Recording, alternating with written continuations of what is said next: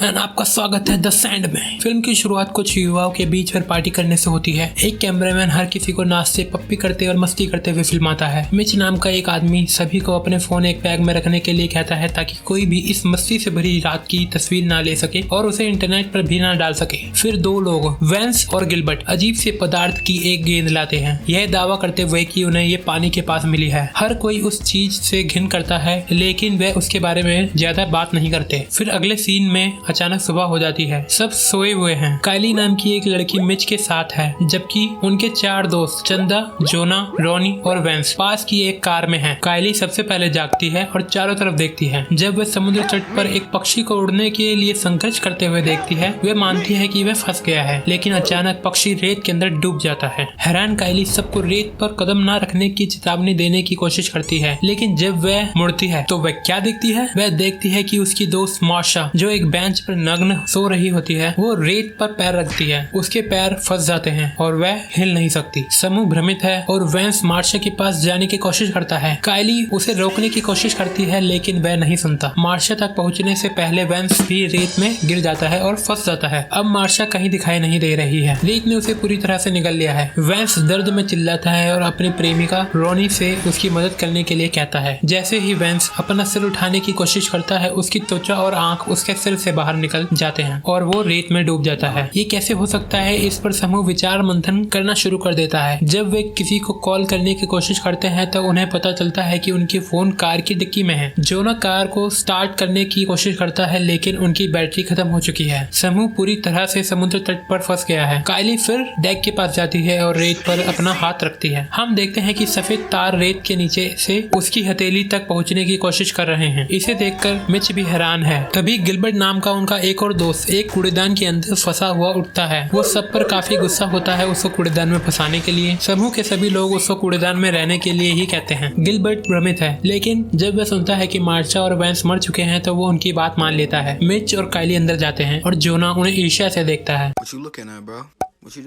कायली और जोना कुछ समय पहले एक रिश्ते में थे, लेकिन वह आहत है क्योंकि जोना अब चंदा के साथ है। चंदा जोना को ये कहते हुए सांत्वना देने की कोशिश करती है कि कायली को आखिरकार उसके लिए कोई मिल गया है। कुछ घंटे बीत जाते हैं लेकिन कोई उनकी तलाश में नहीं आता। कायली एक सनस्क्रीन ढूंढती है और उसे बाहर वालों को दे देती है। गर्मी की वजह से गिलबर्ट बेहोश होने की कगार पर है। कायली फिर सोचने लगती है ऐसा क्यों हो रहा है। वे चारों ओर देखते हैं और महसूस करते हैं कि पार्टी में मौजूद सभी लोगों को भी रेत ने निगल लिया है। तभी कायली पिछली रात पानी से निकली हुई गुई बॉल को देखती है और देखती है कि वह फटी हुई है। वह समझते हैं कि ये किसी प्रकार के प्राणी का अंडा है जो रेत के नीचे रहता है। ये लोगों को अपने भोजन के रूप में खा रहा है। चूंकि ये कल ही पैदा हुआ है, प्राणी आकार में छोटा होना चाहिए और उसका कोई आकार होना चाहिए। कायली ये पता लगाने के लिए कि प्राणी कितना बड़ा है एक योजना तैयार करती है। वह सॉसेज दिलाती है और उन्हें समुद्र तट के चारों ओर फेंकना शुरू कर देती है, ये देखने के लिए कि जीव कितना बड़ा है। गिलबर्ट देखता है कि एक पक्षी को रेत निकल रही है और वह काफी डर जाता है। अंत में उसे पता चलता है कि उसके दोस्त जो कह रहे थे वह सब सच है। अन्य लोग सॉसेज को इधर उधर फेंकने के खिलाफ बोलते हैं, ये दावा करते हुए कि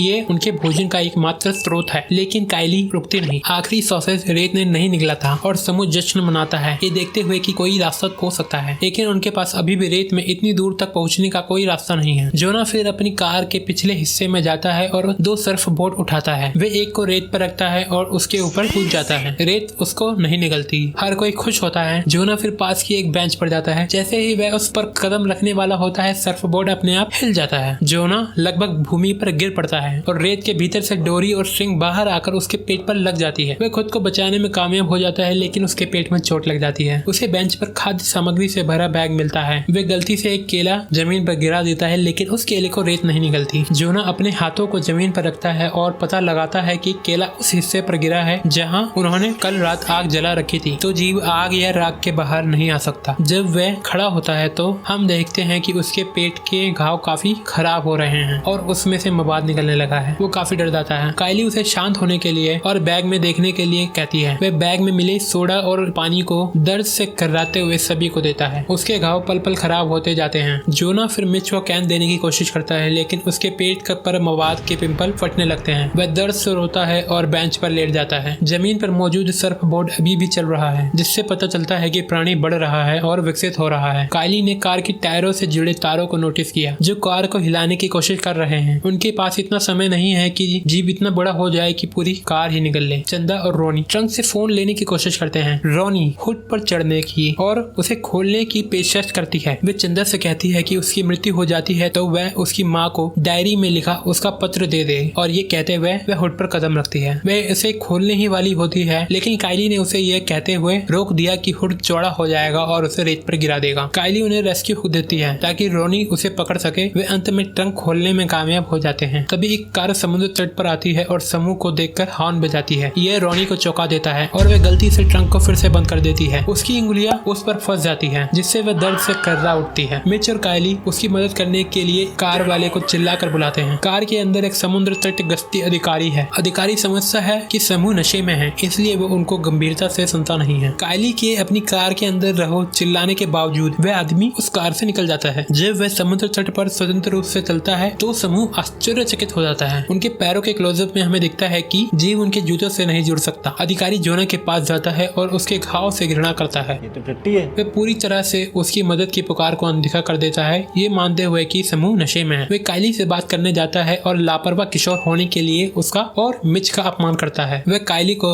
बाहर निकलने के लिए कहता है और जब वह असहमत होती है तो वह गुस्सा हो जाता है। वह उन पर काली मिर्च का स्प्रे इस्तेमाल करने की धमकी देता है, लेकिन जब वह स्प्रे लेने की कोशिश करता है तो वह गलती से अपनी चाबियां रेत में गिरा देता है। वह आदमी फिर उन्हें लेने की कोशिश में फंस जाता है। अधिकारी अंत में समझ जाता है कि समूह झूठ नहीं बोल रहा था, लेकिन अब वो कुछ नहीं कर सकता। कायली ने उसे पकड़ने वाले तार पर काली मिर्च स्प्रे का उपयोग करने की सलाह दी। स्प्रे काम करता है और वे अपने हाथ को मुक्त करने में कामयाब हो जाता है, लेकिन उनका आधा हाथ कट गया है। वह दर्द से चिल्लाता है और जीव उसे फिर से नीचे खींच लेता है। जब वह पूरी तरह से रेत में समा जाता है तो कायली वे काली मिर्च का स्प्रे ले लेती है जिसे उसने गिराया था। अब मिच ने अपनी पैरों पर सैंडल और तौलिया को लिटाने की योजना बनाई है ताकि रेत के माध्यम से भागकर अधिकारी की कार तक पहुंच सके। उसका मानना है कि क्योंकि अधिकारी के जूते जो रेत के अंदर प्राणी है उसका विरोध करते हैं, इसलिए सैंडल भी करेंगे। चंदा ने मिच पर तौलिया फेंका, लेकिन जब वह उसे पकड़ने की कोशिश करता है तो रेलिंग टूट जाती है। मिच रेत पर गिर जाता है और जीव द्वारा बेरहमी से खाया जाता है। कायली ने जीव के बहुत नखरे देख लिए हैं। वह गिरी हुई रेलिंग को जमीन पर हिलते हुए देखती है और उसे एक विचार आता है। वह फिर से रेलिंग का एक हिस्सा तोड़ देती है और चंदा को सौंप देती है। वह उसे बाद में पुल के रूप में इस्तेमाल करने की योजना बना रही है। वह फिर डेक पर चढ़ जाती है और कार पर कूदने का प्रबंध करती है। जैसे ही वह उतरती है कायली अपनी प्रेमी के साथ सोने के लिए चंदा के चेहरे पर घूसा मारती है। चंदा को कोई आपत्ति नहीं है और दोनों रोनी को उसकी उंगलियों को हुड से बाहर निकालने में मदद करते हैं। जोना जो पूरे समय बेंच पर रहा है कायली से कहता है कि वह उससे प्यार करता है। कायली फिर उन्हें अपनी योजना के बारे में बताती है। वह जोना तक पहुंचने के लिए रेलिंग का उपयोग पुल के रूप में करना चाहती है और फिर सभी को लाना चाहती है अधिकारी की कार तक। चंदा को रेलिंग मिलती है और वह रेत पर रख देती है। वह सावधानी से चलती है और जोना तक पहुंचने का कोशिश करती है। कायली भी ऐसा ही करती है। तीनों सुरक्षित रूप से बेंच पर हैं। जब रोनी उसके पास जाती है, हालांकि तार उसके घायल हाथ पर लग जाते हैं जिससे वह गिर गई है। काली मिर्च का स्प्रे की मदद से कायली उसे बचाने की कोशिश करती है, लेकिन वह केवल एक सेकंड के लिए काम करता है। जीव रोनी को रेत में पकड़ लेता है। चंदा फिर अपने पैरों को एक तौलिए और एक बैग में लपेटती है और कार की ओर दौड़ती है। इससे पहले कि तार उसे पकड़ सके वह सफलतापूर्वक हुड पर चढ़ जाती है। गिलबर्ट जश्न मनाने के लिए खुश होता है, लेकिन कुछ ही समय बाद उसका बिन हिलने लगता है। उसका शरीर कूड़ेदान के किनारे से कट जाता है और उसका रक्त प्राणी को आकर्षित करता है। लड़कियां उसे रुकने के लिए कहती है, लेकिन प्राणी बिन में घुस गया है और उसके पैरों को पकड़ लेता है। गिलबर्ट को खून की उल्टी होने लगती है। जल्द ही कई बड़े जोड़े अंगों ने उसे पकड़ लिया है और उसे जमीन में खींच लिया है। जीव फिर कार को हिलाता है और चंदा को हुड पर गिरा देता है। कायली उसे चिल्लाकर जगह रहने के लिए कहती है, लेकिन वो बेहोश हो जाती है। कई घंटे बीत जाते हैं और अब रात हो गई है। चंदा अंत में होश में आ जाती है। कायली अभी भी एक घायल जोना के साथ बेंच पर है। चंदा को अधिकारी की कार के ऊपर एक बेड़ा दिखाई देता है और वह उसका उपयोग बेंच पर जाने के लिए करती है। तीनों सफलतापूर्वक बेड़ा की सहायता से वाहन तक पहुंच गए हैं। चंदा और जोना कार के अंदर हैं, लेकिन कायली के अंदर जाने से पहले एक विशाल चमकदार टेंटिकल उस पर हमला करता है। जीव अब अपनी पूरी क्षमता से विकसित हो गया है। कायली कार के ऊपर चढ़ जाती है जहां उसे गैस कैन मिलती है। वे इसका इस्तेमाल टेंटिकल को आग लगाने के लिए करती है और कार के अंदर जाती है। चारों तरफ एकदम सन्नाटा हो जाता है जैसे ही कायली और चंदा को पता चलता है कि जोना उसकी चोटों से मर गया है। लड़कियां एक दूसरे को गले लगाती है और रोती है, अपने दोस्तों को खोने का शौक मनाती है। अब अगली सुबह है। एक आदमी लड़कियों को जगाते हुए कार की खिड़कियों पर दस्तक देता है। वे देखते हैं कि राक्षस राक्षस अब चला गया है और वे रेत पर चल सकते हैं। दोनों एक साथ रेत के ऊपर चलते हैं आघात मन के साथ। आदमी एम्बुलेंस के लिए कहता है। आखिर में जीव एक विशाल जेलीफिश के रूप में दिखता है पानी के अंदर, जो सेंटा मोनिका पियर की ओर जा रहा है। इस प्रकार ये वीडियो यहीं पर समाप्त होती है। आपका यहाँ तक वीडियो देखने के लिए धन्यवाद। वीडियो को लाइक और सब्सक्राइब करें ताकि आपके ऊपर कोई समुद्री मॉन्स्टर हमला न कर सके। तो